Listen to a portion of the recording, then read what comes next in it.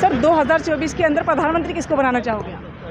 प्रधानमंत्री के लिए देखिए मोदी जी तो ठीक नहीं है, और कांग्रेस पार्टी ने अभी तक अपना कोई कैंडिडेट डिस्प्ले किया नहीं कौन है।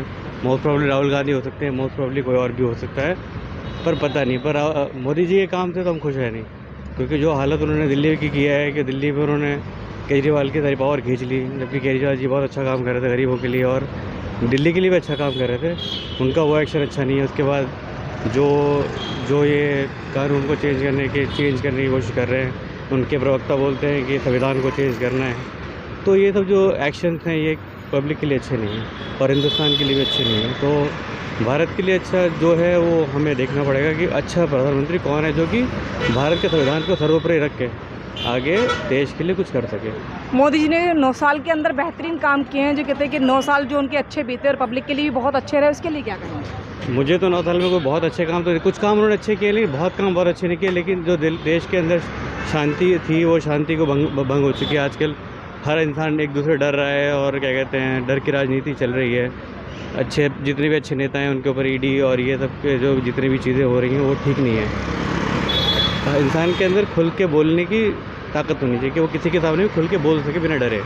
अगर वो आपके अंदर अगर हर इंसान के अंदर ये चीज़ आ रही है, हर आदमी डर रहा है बोलने से पहले कि मुझे बोलना चाहिए या नहीं बोलना चाहिए, वो ठीक नहीं है। तो पहले तो वो ख़त्म होना चाहिए। पहले इक्वालिटी और बोलने की आज़ादी, दो चीज़ अगर मिलती है तो फिर कोई भी प्रधानमंत्री में सफर। मोदी जी देश के लिए इतना काम कर रहे हैं, इतनी मेहनत कर रहे हैं और 18-18 घंटे जाकर इतना काम कर रहे हैं, विदेश में जा जाके देश के लिए इतना पसीना बहा रहे हैं, तो उसके लिए क्या करेंगे? विदेश में अगर आप देखें, विदेश में ऐसा क्या हुआ है जो कि पहले नहीं था।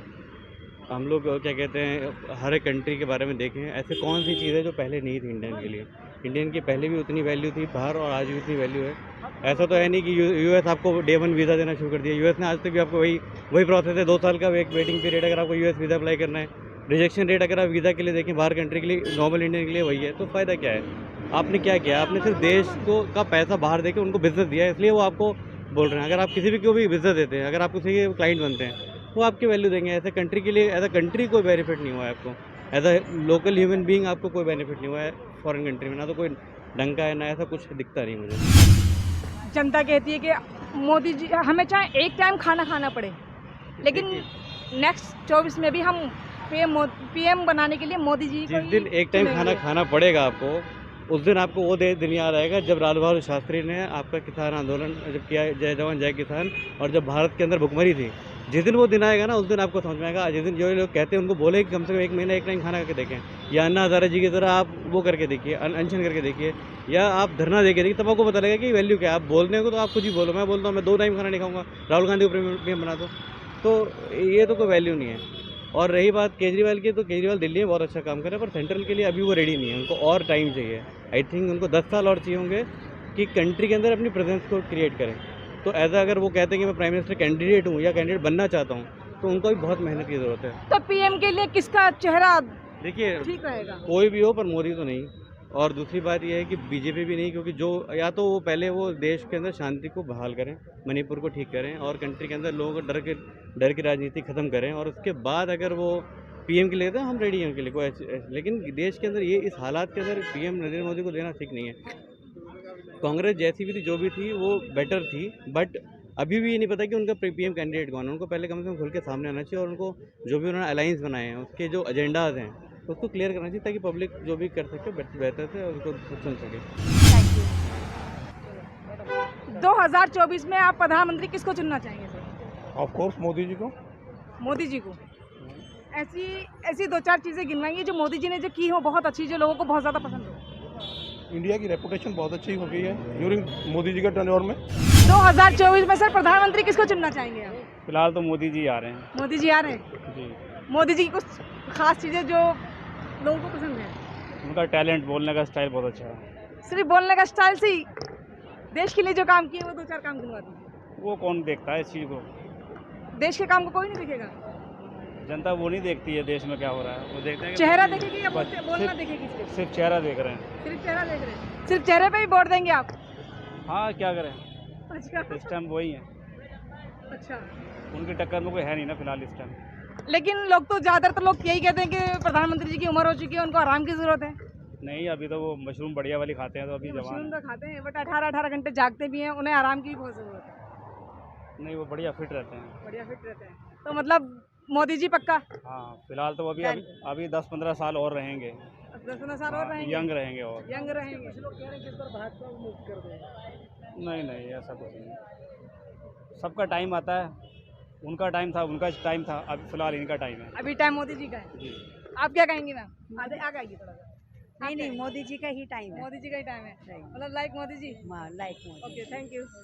लोग तो मारे जा रहे हैं, जो लोग गरीब लोग हैं, जिनके पास पैसा है, उनके लिए तो कोई परेशानी है ही नहीं। तो गरीबों के लिए क्या कहना चाहेंगे? गरीबों के लिए कहाँ तक ठीक है ये सब कुछ? तो ये किसी सरकार ने नहीं करा, ना कोई करेगा। तो ये सरकार सिर्फ गरीबों की नहीं, पैसे वालों की सरकार है। हाँ जी, जब माफ हर चीज मिल रही है, ट्यूबवेल की बिजली, गरीबों की सरकार कैसे बनाई जाए सर? गरीब जो गरीबों की मदद करे, वो सरकार कौन सी है? वो सरकार कोई नहीं आएगी, कभी भी नहीं आएगी। चाहे मोदी आ जाओ, चाहे मोदी के बढ़ के कोई भी आई सरकार, पीछे भी आई, गरीबों की कभी नहीं आएगी, न कभी आई। गरीब तो कहते हैं कि राहुल गांधी जो है गरीबों के साथी हैं, गरीबों के मसीहा हैं, गरीबों के लिए बहुत काम करते हैं, बहुत प्यार करते हैं, गरीबों की हेल्प करते हैं। एक बात बताओ जी, कि जो मोटरसाइकिल पे जा रहा है और फ्री का राशन लेने जा रहा है बुलेट पे, वो लायक है क्या? फ्री का राशन कितना मिल रहा है? 5 किलो के अंदर आप खाली वो गेहूं चावल खा के टाइम पास कर लेंगे? फिर क्यों करा? इससे तो बेकार नुकसान कर रहे हैं। सबको एक समान समझ के सबको सही चल रहा था तो काम बताओ। 500 रुपये 400 रुपये जो झाड़ी कमा रहा है, वो क्या राशन नहीं खा रहा या सिलेंडर नहीं भरवा रहा? वो तो और 110 रुपये किलो की गैस भरवा रहा है।